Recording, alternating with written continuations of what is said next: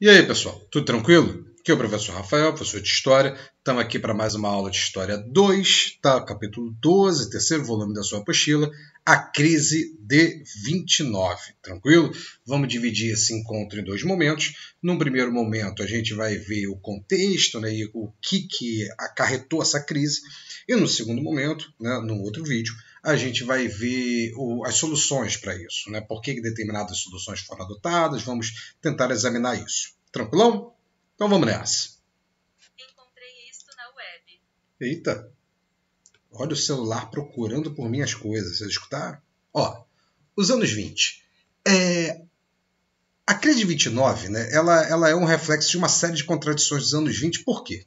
O que acontece nos Estados Unidos era razoavelmente diferente do que a gente ia observar acontecendo em outros lugares.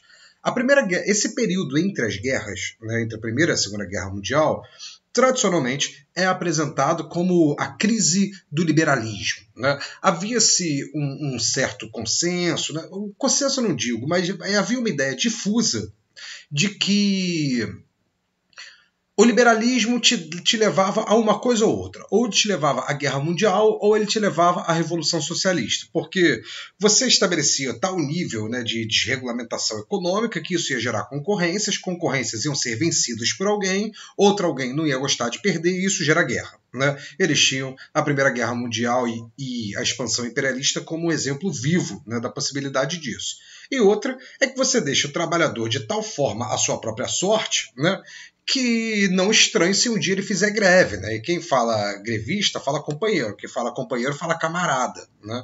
Fala e daqui a pouco você tem a bandeira vermelha na sua frente, quando não tem as duas coisas ao mesmo tempo, né? Então você não tinha um contexto pelo mundo. Você fala o seguinte: temos uma crise, como resolve? Mais liberalismo. O lugar em que essas ideias ainda triunfavam era nos Estados Unidos. Né? A gente teve, né, os Estados Unidos embalou muito, né, depois da Primeira Guerra Mundial, a gente vai ter uma industrialização crescente, né, a gente vai ter os anos dourados. Né? Tudo nos Estados Unidos cheirava otimismo. Né? Até o consumo das vanguardas europeias, a consolidação daquele American Way of Life, né? A pessoa numa casa de subúrbio, aí ela vai pegar o café, pegar o jornal com café na mão, com hobby, taca alguma coisa para o seu cachorro, todos felizes, né, em bairros afastados. Esse American Way of Life estava se consolidando no cinema, os espetáculos da Broadway, ou seja, a gente tinha aquele super otimismo, né, dos americanos, tinha base na realidade, né, porque de fato tinha uma prosperidade acontecendo, e também naquela coisa, né, da autodeterminação, do sujeito calvinista com um destino a ser próspero, a trazer a liberdade. Né. Os americanos estavam felizes. Né. A desregulamentação financeira, né, ocorrida nos períodos anteriores era marcante disso. Né. Até coloquei aqui para vocês, né, até esse super otimismo americano gerou lá suas contradições, né? Porque o super otimismo e a certa paixão por si próprio, né, sempre vai te colocar no caminho da hipocrisia, né? Porque quem é que não tem contradições? Né? Então os americanos se orgulhavam tanto de seu puritanismo, de sua forma de viver, que aprovaram a lei seca, né, proibindo, né, o comércio de bebidas alcoólicas que estabelece a máfia. Mas nos anos 20, até a máfia é glamourosa. Né? Ternos, risca de giz, pessoas chiquérrimas, né? aqueles espetáculos, né? Tudo cheirava glamour, né, nos Estados Unidos, uma indústria da moda aparecendo, né, essa bela cidadã, né, as Coco Chanel se estabelecendo, né, até um avanço, né, do papel das mulheres acontecendo aqui nos anos 20, ou seja, tudo cheirava um grande otimismo, e quando as coisas começam a ir assim, qual é o problema? Você tem, né, as exportações crescendo, você tinha tudo isso crescendo, e o pessoal empolgou, começou a ir apostando seu dinheiro em bolsa de valores, né, investindo ali de uma maneira que não ficou atenta a algumas mudanças que vêm acontecendo. Em 1924, né, boa parte desse sucesso econômico que os Estados Unidos tinham se devia ao fato de você ter uma Europa que ainda está destruída pela guerra, né, e que está vivendo suas tensões. Porque, vamos lá, imagina o tamanho da Alemanha, né, na economia capitalista europeia. E essa Alemanha está destruída. O capitalismo é um sistema integrado. Se alguém cair aqui, você vai levar muita gente junto e vai abrir espaço para outros. Os americanos estavam aproveitando esses buracos, né, gerados pela guerra na Europa e estavam progredindo em cima disso. No entanto, em 1922, né, o Keynes, John Maynard Keynes, grande economista e tal, ele olhando, né, para a Revolução Socialista na Rússia, né, olhando para o cenário ali, ele escreve um livro muito importante chamado As Consequências Econômicas da Paz. E nesse livro, o Keynes está fazendo um alerta. Ele está dizendo, olha, vocês estão deixando o país, a Alemanha, né, que tem o maior movimento operário organizado da Europa, um país super industrializado que a guerra não destruiu, a fábrica está lá, está inteira.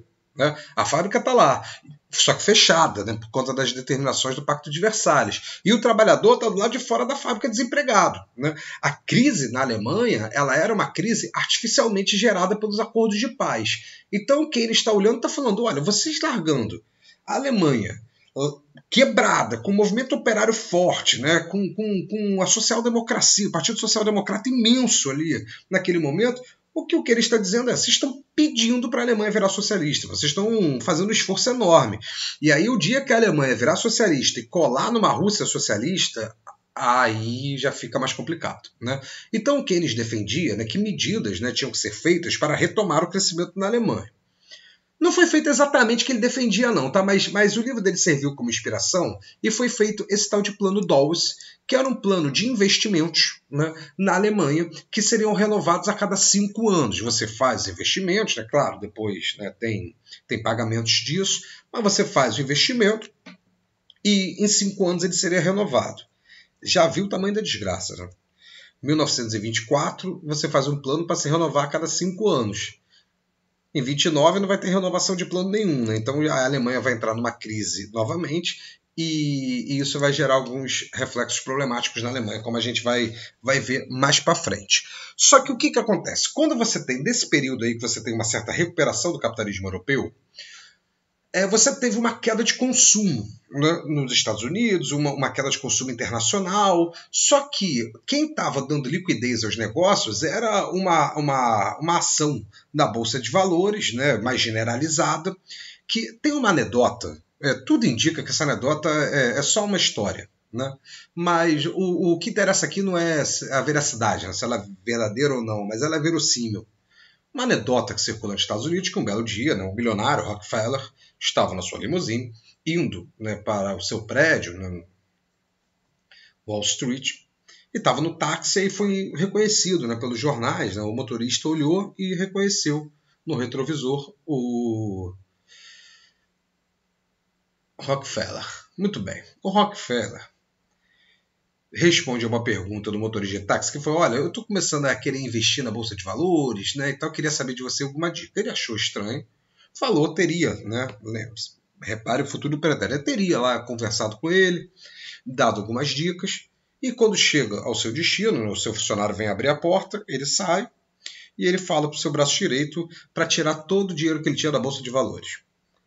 O cara não entende e pergunta por que. Ele diz, olha, porque o taxista acabou de me perguntar como investir na Bolsa de Valores. Né? Isso significa que as coisas estão... Se tem muita gente querendo comprar, os preços estão altos. Então as ações estavam valendo muito e aí elas vão se alimentando. Você vai mantendo a liquidez da economia na base disso daí. Só que se a indústria não estiver produzindo, né? Se a indústria estiver produzindo, estiver produzindo, mas não estiver vendendo, não estiver dando saída para sua produção, a gente tem um nível muito alto de especulação.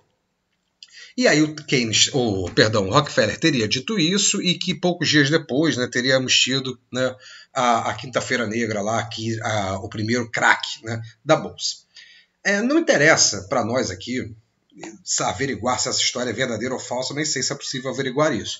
No entanto, vale dizer que essa anedota mostra para a gente, né, que as ações estavam valendo muito mais do que as empresas eram capazes de vender. E quando acontece isso, é evidente que a gente está falando de uma bolha especulativa. Quando o pessoal colocar ações para vender e ninguém comprar, o preço de todas as outras ações vai começar a despencar e você vai ter, né, uma draga. Né? Tanto é que na quinta-feira em que a gente teve uma grande oferta de ações e que não foi comprado, depois, né, os bancos americanos entraram, cobriram o prejuízo. Mas na terça-feira da outra semana, a mesma coisa acontece, né? E aí não há quem segure. Quando a economia americana quebra, a gente vai ter todas aquelas economias que estavam ligadas a ela quebrando junto. Né? É o caso do Brasil, que vai acabar gerando, né, é uma das coisas que vai gerar a posse do Getúlio Vargas, a gente vai ter crise acontecendo em tudo quanto é canto, e os países que estavam mais fechados sobreviveram um pouco melhor a isso, né? Que não estavam tão dentro dessas redes liberais, então sofreram um pouco menos. No entanto, por exemplo, a Alemanha vai novamente, né, sofrer baques econômicos, e a gente vai ter essa crise irradiando, né? Estava consolidado, né, o caráter mundial, né, da economia americana quando a gente tem a crise de 29. Fica claro, né, como é que ela estava muito integrada e ela era fundamental nesse capitalismo do pós-guerra. Tranquilo? Beleza? Próxima aula a gente vê as soluções que vão ser dadas para isso, né, a gente vê mais consequências disso, sente um pouco mais o drama e avança, né, para as soluções que foram dadas para isso. A gente analisa o New Deal. Tranquilo? Um abraço e até a próxima. Fica de olho nas atividades, fica de olho no material extra que a gente manda para vocês. Tranquilo? Próxima aula, o New Deal. Até mais.